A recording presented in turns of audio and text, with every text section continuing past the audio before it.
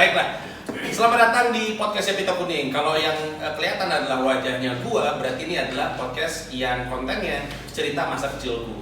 Gua ketemu dengan sejumlah tamunya akan gua tanya masa kecilnya seperti apa, karena kita semua punya masa kecil untuk diceritakan, tapi adik-adik pasien kanker yang kami bantu punya masa depan untuk diperjuangkan. Kita selalu ngerasa cerita-cerita waktu kita kecil tuh kayaknya cerita lalu aja gitu, udah biasa aja. Padahal ada banyak adik-adik pasien kanker, mereka pengen punya pengalaman seperti yang kita punya gitu. Mereka lagi berjuang supaya kelak bisa punya cerita-cerita, mungkin nasib orang untuk pertama kali, mungkin diputusin, mungkin ditolak. Buat kita tuh kayak cerita-cerita yang pengen kita kesampingkan, tapi buat mereka betapa berharga gitu, karena mereka ingin bisa mengalami itu semua. Banyak adik-adik yang kami bantu emang masih kecil-kecil, dan Pita Kuning bergerak di membantu adik-adik pasien kanker yang tidak mampu. Jadi udah kena kanker, mereka anak-anak, mereka datang dari keluarga yang tidak mampu.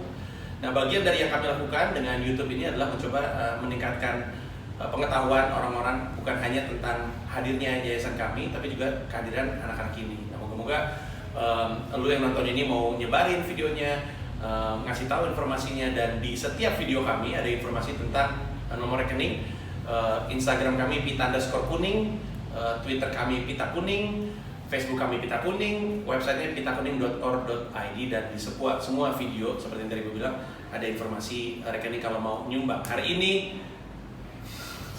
saya dari Partai Kuning. Kenapa tiba-tiba saya terima? Ya itu semuanya kuning. Iya benar. Iya. Kuning itu apa ya?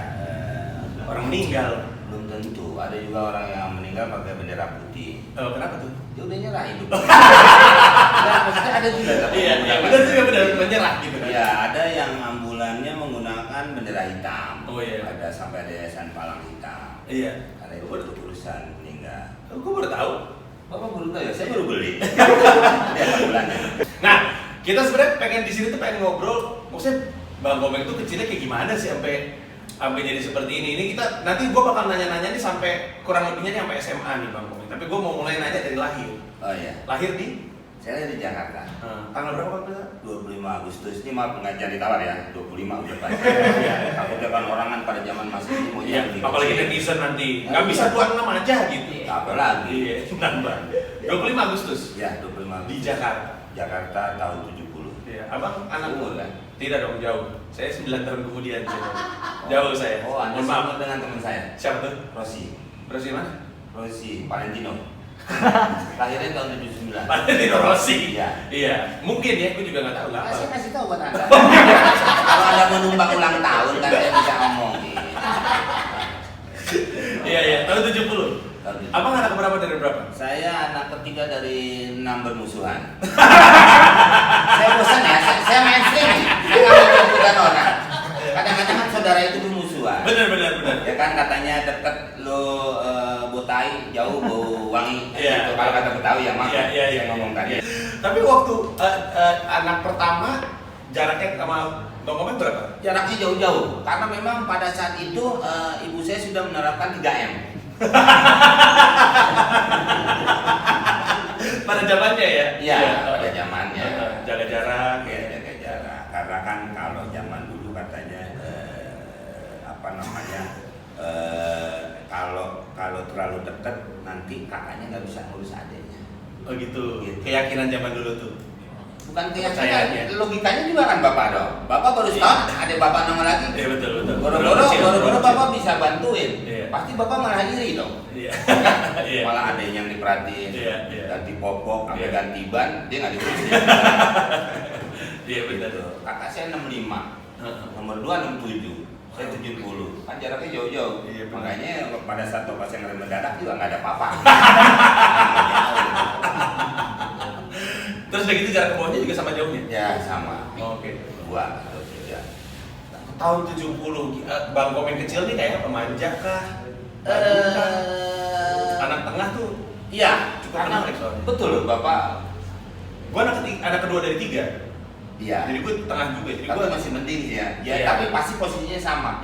Pasti yang diperhatikan yang atas sama yang bawah. betul. Iya kan? Jadi kita punya kakak untuk ngeliat, untuk belajar dari dia. Terus kita punya adik untuk dibully biasanya ya. Iya. Orang tua juga begitu. Lebih diperhatikan yang atas dan yang bawah. Yang atas Tengah-tengah. karena awalnya, yang bawah karena masih kecil, Betul. yang tengah digeletak. kaki. Akhirnya nyarilah perhatian di luar, kan banyak kan seperti itu. Bang Komeng juga gitu kasusnya? Iya, sama lah. Kasus ya, kalau kakus kan udah masing-masing pemerintah menyediakan untuk BMK. Harusnya, betul, harus punya. Nanti juga kakus. Dan pada saat itu dulu kakus tidak boleh di dalam rumah. Iya. Kenapa kita jadi geser ke kakus? Bapaknya nanti ke situ. Kenapa kemana juga hayu aja. Kalau saya kerjaan saya mah keliling-keliling aja Pak dari kecil. Iya benar. Jadi Bapak mau ngomong apa aja saya ngikut aja. Tapi main sama kakak nggak? Lebih, maksudnya waktu kecil mainnya sama siapa? Sama kakak, sama adik, sama teman sekitar? Kalau yang main udah pasti nggak sejenis Pak ya saya ya. Iya. Jelas sekali ya. Betul. Naluri juga Iya. kecil gitu. Kalau main saya lebih dekat dengan kakak saya nomor 1. Oh padahal jauh ya? Ya justru yang jauh. Dia lebih memperhatikan saya. Sampai terakhir, sampai pada saat dia mulai mau lobet. Ya, waktu itu masa-masa mau game over ya. Itu saya yang ditelepon. Pak, Bapak tahu ya?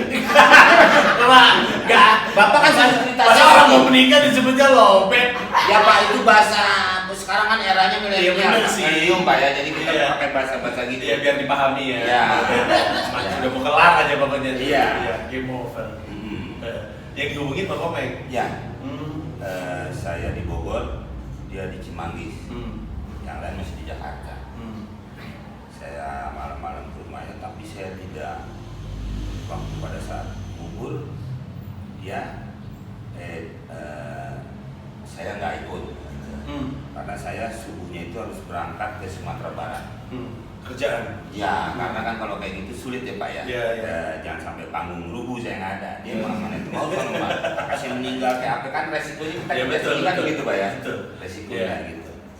Nah pada saat itu juga dia menitipkan anaknya dan saya juga sampai sedih. Saya tidak bisa ngasih nomor. Karena kan kalau nitip bisa kasih nomor. Gila nih Bang Komeng nih. Dibawa serius, bercanda balik lagi serius. Ini dia kita lagi ngomongin kematian nih Bang Komeng nih. Kenapa tiba-tiba nitip nomor? Bapak ngapain lagi urusan serius, sudah ada yang ngurusin. Walaupun yang ngurusin yang serius dia nggak pada serius Pak. Iya. Sekarang saya ngapain lagi? Iya betul Pak.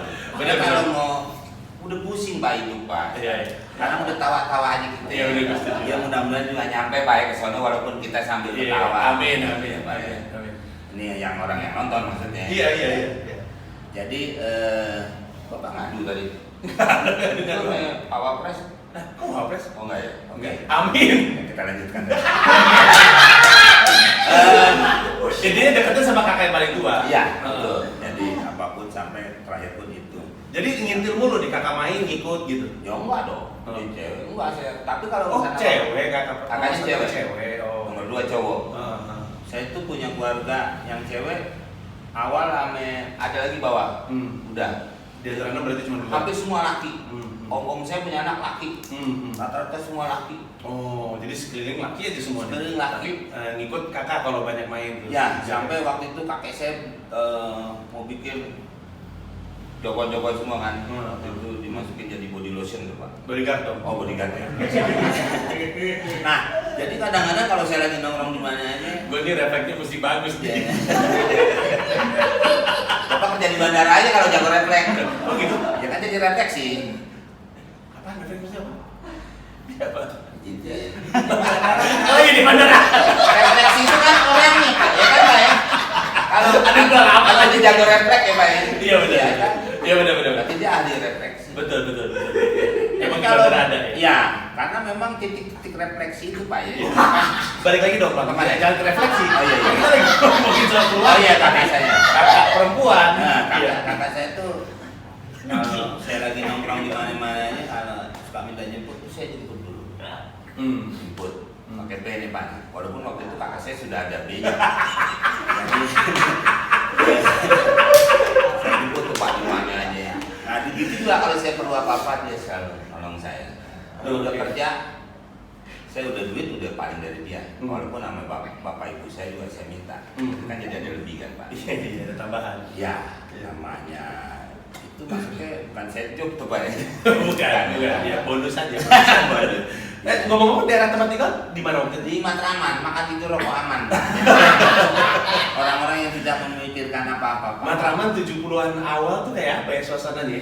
Kayak gimana tuh dari situ? Wah itu daerah yang hebat Pak. Ya kalau Bapak nanya 70-an jangan nanya ke saya, tanya yang lahirnya 50-an. Kalau saya kan berarti kan sudah 80-an ya. Di situ sudah enak Pak. Satu kecamatan dengan Bapak Presiden Soeharto, jadi tidak pernah mati lampu Pak. Oh iya. Oh jangan main-main. Kelurahannya Pegangsaan, kecamatannya Menteng. Iya benar. Pak Soeharto, kelurahan Menteng, kecamatan Menteng. Oh iya. Dekat itu Pak, patung proklamasi. Iya. Itu Bung Karno. Iya. Enggak, rumahnya Bang Komeng. Enggak, patungnya. Iya tahu Bang. Tahu Bang. Ya saya ngasih tahu aja. Ya enggak. Iya, masa Bung Atta sebelahnya Bung Komeng kan? Kalau Bung Komeng yang patut temenin ya bungkusan lah Pak. Ya maksudnya Matramannya dari mana Bang? ya situ, Matramannya Jakarta Pusat. Jadi dekat dari proklamasi itu Pak. Iya. Jadi masih pusat, metropol tuh daerahnya. Oh daerah situ. Iya, daerah elit juga ya. Enggak elit Pak, kampung tetap yang elitnya bagian sana, cuman kebagian kecamatannya Menteng. Jadi jarang mati lampu, jarang banjir. Kan kalau waktu itu kalau umpamanya Manggarai harus dibuka. Karena kalau nggak dibuka nih kecamatan Menteng akan kena. Tuh, jadi nggak pernah kebagian Pak, jadi kesono. Iya. Terus main di situ kayak gimana? Maksudnya main sama Pak ya, main sama pertama lihat foto, ya tanya-tanya harganya berapa. Gue lagi kenapa nih? Aduh banget banget. Jadi gitu Pak, ya kalau main sama lah Pak ya, karena kehidupan saya banyakan di Betawi. Pengaruh komedi saya juga terpengaruh oleh Betawi. Lingkungan. Orang terlucu pertama yang Bang Komeng lihat siapa? Temen SD, ada Om. Ini orang lucu banget ini. Tetangga? Tetangga Pak.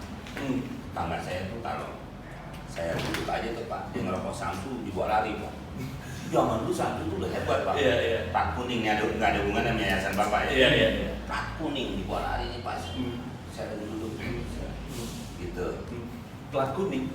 Ya sebutannya kan samsu itu jadi plat. Oh iya. Terus kalau saya duduk gini nih, sama teman saya nih. Ini saya boleh diri nggak Pak? Suara saya hilang nggak? Takutnya saya nggak jadi bupati kalau suara saya hilang. Pasti kayak gitu bercandanya. Oh Bapak! Iya boleh. Bapak. Dia kayak kain doang nih Pak nih. Langsung aku Samsung. Terus dia garuk-garuk pantat depan kita itu Pak. Blok aja Pak, kentut. Tetangga nih ya? Tetangga itu teman kecilnya bapak saya. Dia anaknya cewek semua. Jadi kadang-kadang ngeliat anak laki depan dia suka ngajak main bercanda. Terus banyak ada juga yang sudah jadi wali kota waktu itu. Padahal dia waktu itu pangkatnya sersan mayor, tapi orang-orang tetangganya manggilnya mayor. Wah itu kan lewat Pak. Udah Pak pangkatnya berarti.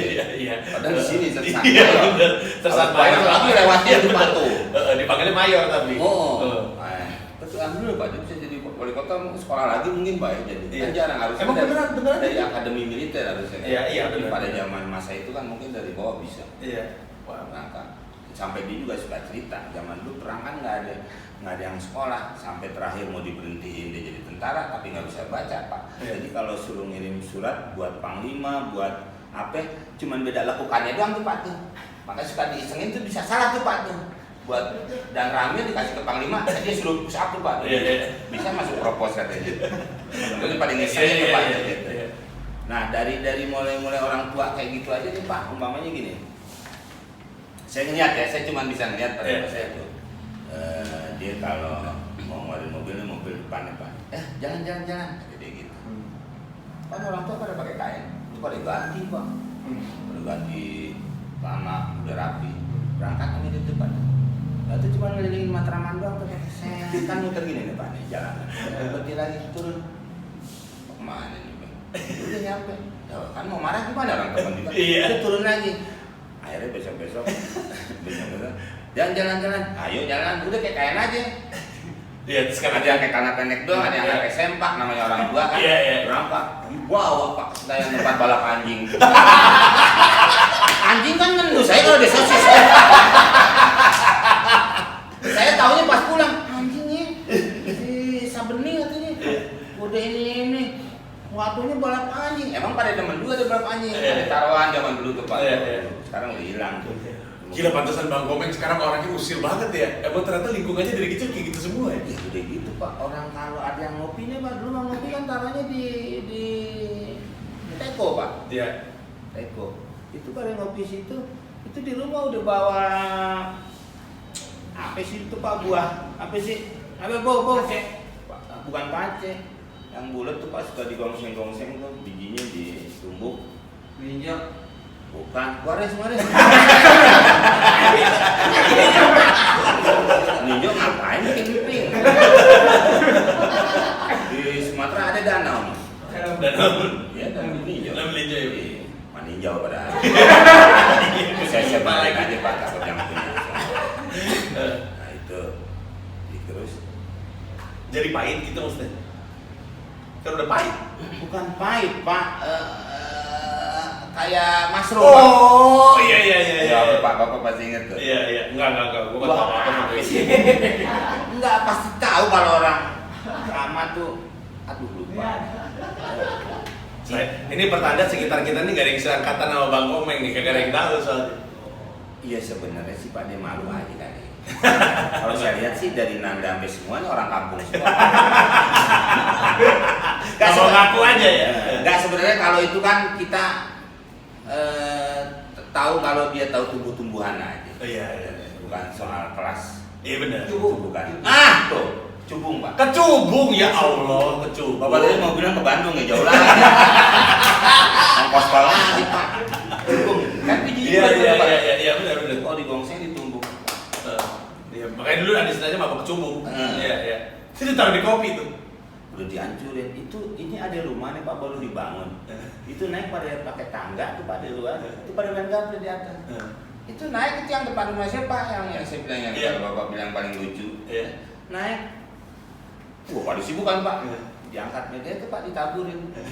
Itu sampai pagi nggak bisa turun Pak. Jauh Pak. Aduh gila, lucu banget. Tapi dia bilang sama saya, kan saya suka ngikutin itu Pak. Bilang, biarin tadi nggak bisa pada turun nih. Nenek cimon gitu kalau bagi saya tuh. Taburin tuh Pak. Saya si mohon siapa aja tuh itu orang tuh Pak. Orang kalau yang lewat tuh Pak nih si namain orang tuh enak aja. Namanya Agus Royani, dipanggilnya Soketa. Jauh banget Soketa. Iya, soket kan setan Pak. Oh, soket ya. Lu namain orang Jepang, dianya aja bego Pak. Soketa. Padahal masih setan tuh Pak. Gitu Pak. Wah gila. Lewat tuh Pak, tiap sore itu rapi aja deh Pak. Sore. Pokoknya kalau udah mau maghrib rapi udah kayak sepatu tuh Pak. Di jalan nggak tahu kemana tuh Pak. Terus siang pakai sepatu lagi Pak. Malam pakai sepatu lagi. Sampai dia ngomong, lu kayak sepatu mulu, ntar lu buka belatung mulu tuh. Jadi dia belum pernah melihat tuh orang pakai sendal gitu. Iya. Sepatu mulu tiap-tiap ya. Dia lewat. Mau kemana? Depan Mbak gitu, manggilnya kan Abah kalau Cing, Cang kalau kita gitu. Mau iseng aja tuh. Nah, lu mendingan kerjaan ya temen gue kayak gitu. Nah, udah gitu dia emang demen namanya suka miara-miara nih Pak. Lu kerja di peternakan temen gue, dia punya 500 ekor ayam. Wah boleh tuh Pak, ngapain kerjanya? Cuman meriksa telur, mau Pak? Lu periksa telur ayam 500 ekor. Lu periksain pakai kelingking lo. Nah tuh udah 200, lu ganti pakai punya lu. Pas ke 500 lu keramas deh. Ya ampun, Bang Komeng ini SD ya, orang kan selalu berasumsi yang ngelawak tuh biasanya suka pinter-pinter. Rata-rata pelawak yang gue wawancara pas dicek itu sekolahnya pinter. Cuma gue doang aja yang waktu SD goblok. Sama. Bang Komeng pinter juga waktu sekolah? Nah juga. SD di mana masih kan? Saya di Bogor. SD di Bogor. Ya, saya tuh sekolah banyak pindah-pindah. Di mana saya menetap, saya betah, saya sekolah. Maksudnya pindah-pindahnya karena orang tua? Yang tadi saya bilang itu. Yang ketiga tuh, dia mau ada mau enggak. Coba garpu nggak ada buat bapak saya makan, tuh dicariin Pak. Oh, saya nggak pulang iya. Nggak aja udah. Iya, ngikut soalnya ya. Iya. Oh. Itu makanya ntar ada om saya, Majang, kamu tugas di anu, saya mengikut aja tuh Pak. Makanya pas ngeh tuh, oh iya sini nggak ada gitu. Iya, saya ada om saya yang di waktu itu saya tes IKJ masuk, tapi saya pergi di Palembang loh Pak, setengah tahun saya balik lagi nggak ada nama lu tuh. Kok bisa? Gimana sih? Jadi kan Bang Gopeng daftar ke IKJ, terus ditinggal ke Palembang? Setengah tahun. Setengah tahun, pas balik? Nggak ada. Nggak ada namanya? Ya orang ditinggal? Nah, iya emang. Nggak jadi? Ya saya pergi aja gitu, jadi Dari dulu sama kayak gitu? saya ikut siapa ya? SD-nya SD apa di Bogor tuh? Negeri Pak. SD negeri juga? Bareng ayam yang dicat pinggirnya. Ya kan dulu negeri itu Pak ya kayaknya orang harus gitu ya. Sekarang kan udah sama aja. Iya. Beberapa kali ada juga saya masuk kayak SMP masuk ke negeri tapi saya nggak sekolah gitu. SMA juga begitu. Sampai terakhir saya cerita gitu. Saya terakhir ngambil ijazah. Saya suruh tukang beca, saya bawa batik, saya kasih 10.000. Pokoknya lu jangan ngomong, angguk-anggukan aja. Kalau ngomong medok banget Pak gitu. Langsung ketahuan. Iya, ya begitu kuliah pun sudah beberapa tempat. Sampai yang terakhir yang kemarin saya ambil biskuit dari bareng saya setahun. Kebetulan waktu itu anaknya sekjen, sekarang sesmen. Sebutannya kan sesmen. Di Kementerian Pariwisata yang bareng kuliah. Ada minta bareng di ruangan dia cuma manggil dokter sama profesor. Saya kuliahnya jadi nggak di kampusnya, di kantornya sesmen itu. Hariannya yang bayar si sesmen, saya cuma bayar kuliah.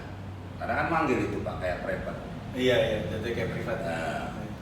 Dari situ setahun karena dulu pernah di ekonomi juga. Saya tinggal gini kayak, Bapak ngajak kuliah di mana nih? Ekonomi. Lalu saya masih ada berkas. Oh saya pernah di ekonomi, jadi saya bisa nyusul setahun gitu Pak. Waduh gila Ya, banget, lagi depannya. Iya, saya kelar juga akhirnya Pak. Karena waktu itu ibu saya bilang lu mau jadi apa? Kakak lu yang lain pada punya gelar semua. Ini kayaknya model-model lu gelar tiker doang nih. Maksudnya tidur doang kerjanya. Ya memang saya ya. Tapi saya kalau dapat gitu ada senang Pak. Berarti dia merhatiin. Iya, masih ngerti anak gue gitu. Ya akhirnya di antara yang lain pada saat itu yang dia banggakan ya saya juga Pak. Bukan yang lain pegawai negeri ada yang terjadi biasa. Kadang-kadang harisan aja kan pengen ngajak. Ya kan, saya suruh. Oh iya. Wah yang kemarin di TV nih gitu. Wah yang kemarin TV nih yang dibawa di filmnya reka ulang ya gitu kan. Zaman polisi ya. Iya. Nah berarti Bang Gopeng itu SD, SMP, SMA itu sekolahnya berantakan berarti? Iya, kurang lebihnya. Iya, tapi kelar itu Pak, maksudnya kelar tapi kelar. Ya tipis-tipis hampir gitu. Iya, kelar. Maksudnya kelar pun bisa daftarnya di mana kelar di mana kan gitu. Sama lah sama kuliah sama. Iya, aduh lucu banget. Gitu jadi. Nah, Bang Gopeng itu mulai seneng ngelawak SD dari kecil? Enggak. SMP? Enggak, Pak. Saya ketemu Rudi Sipit itu di Gelanggang, Jakarta Timur. Tapi maksud gue kan lingkungan lu udah lucu Bang Gopeng. Iya. Jadi kalau misalkan gue ketemu sama teman SD lu, terus gue tanya, Bang Gopeng lu waktu SD kayak gimana? Mereka nggak ngomong emang dari dulu udah lucu gitu, nggak gitu? Nggak mungkin. Karena? Ya kalau menurut saya nggak ada. Emang nggak kelihatan? Nggak, maksudnya kan apa ya Pak ya? Kalau Bapak tadi kan nanya mulai ngelawak kapan, seneng ngelawak kapan? Gitu, iya, maksudnya untuk teman-teman pun gitu. Iya. Di sekolah gitu. Saya penikmat aja Pak. Oh iya. Iya. Itu cuma nonton aja gitu. SD, ya, SMP. Ya situasi kayak gitu. Saya cuma bisa lihat. Terus sisi tetangga saya itu dia juga pengen jadi pelawak sebenarnya Pak. Dia sampai cerita sama saya karena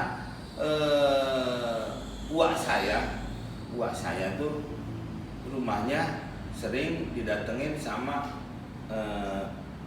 Bing Slamet. Suka main di situ. Bing Slamet. Bukan bau ini Alif. Nah, itu si teman bapak saya dia suka ke situ. Nah kalau bapak saya ngambung di situ. Karena ya kali uangnya ngapain juga ngobrol. Tapi dia memang senang lawak ini yang lucu ini. Tapi sama si bapaknya ini, yang bapak-bapak ini yang lucu nggak dikasih. Lu harus sekolah, lu harus kerja. Bapaknya dia lurah tuh Pak. Gitu, jadi nggak dikasih. Jadi dia punya hasrat, nggak kesampean. Terus dia suka muncul ke orang-orang, ke saya. Tapi malah akhirnya dia setiap hari nanamin lawak Pak. Saya yang jadi lupa. Iya benar. Saya sempat ketemu waktu saya jadi lawak, dia senang Pak. seneng karena udah meninggal Pak ya. Dia ikut bangga karena gua mungkin nggak jadi, tapi bercandaan gua tuh menanamkan lawak di lu yang akhirnya jadi gitu. Ya mungkin itu kali ya kalau dikorek isi pertamaknya dia. Ya, kalau isi hati udah biasa deh Pak ya. Kalau pertama kan belum tahu isinya apa, kita nggak tahu. Iya benar. Bisa ada campur-campurannya. Betul. Mudah-mudahan ya. Nah ini Pak, apa namanya, saya melihat waktu itu cuma ngeliatin aja, cuma menikmati lawak di depan aja. Ya, secara lawak saya tidak tahu teknik, karena itu ada ya natural aja. Jadi saya waktu itu bantuin teman saya mau produksi. Saya waktu itu di art. Karena walaupun di IKJ nggak kesampaian, saya sempat di Usman Ismail setahun waktu itu. Usman Ismail tuh ada sinematografi di sini. Kayak lebih kolot-kolot lah Pak gitu. Iya. Kayak gitu.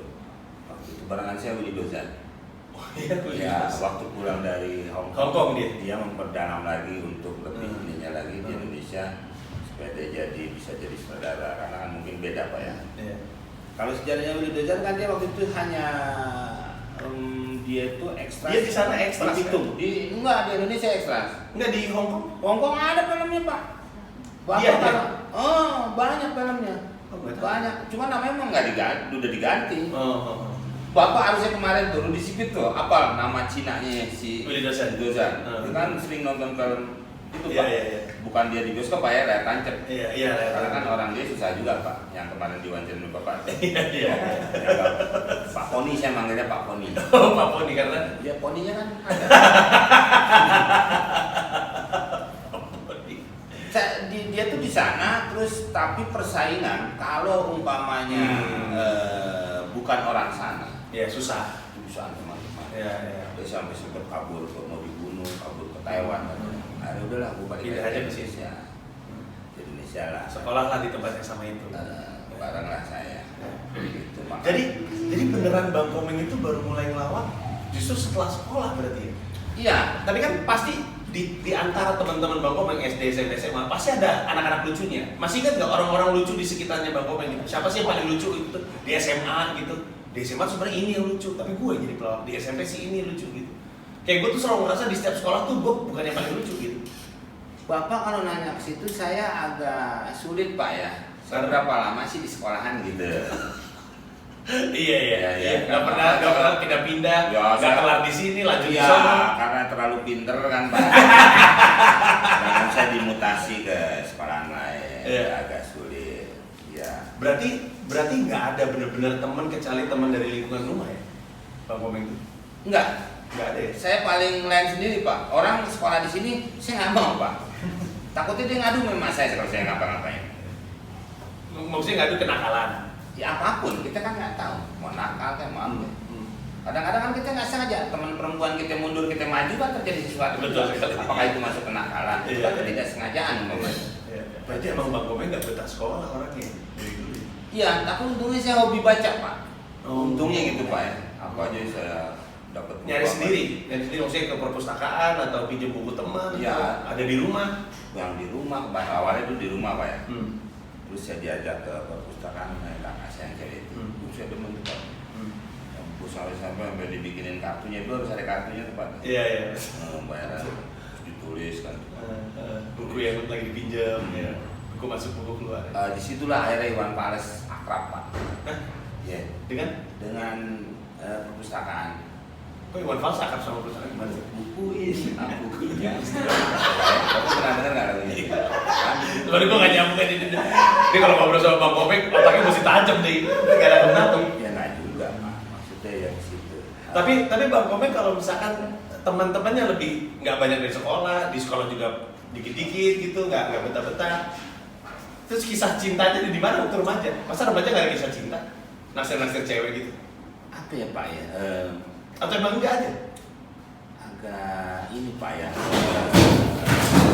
Pak tenang Pak. Ini memang gempanya ada di Sulawesi Barat Pak ya. Gempanya ada di Sulawesi Barat. Saya juga sudah mungkin siap membantu. Makanya mungkin mungkin sekilas gitu agak sulit Pak ya. Jadi akhirnya malah mungkin yang tidak kesengajaan kalau urusan cewek itu malah bukan model-model sekolah kayaknya Pak gitu ya kebanyakan gitu. Jadi akhirnya banyak ketemu di tempat apa sampai terakhir pun kan istri saya ini kan atlet pon Pak, kan nggak ada urusan Bapak kan. Ya, kalau Bapak bilang aneh mulai dari hidup percintaan apapun memang hidup saya memang aneh Pak ya. Tapi tidak ajaib, segala sesuatunya tetap harus ikhtiar dan ribedi. Udah nungguin tuh. Udah gue tungguin tuh barusan tuh. Dibilangin kemana? Kan harus cinta kan. Tapi ribedi bahasa Jerman Pak. Betul sih. Itu artinya saya cinta padamu. Betul sekali. Kadang-kadang kalau kita memang mencintai siapapun, itu nggak enak ngomong kayak gitu barusan Pak. Ya, iya benar. Biasanya berat banget Pak ya. Susah diomongin. Kayak timbangan dajal.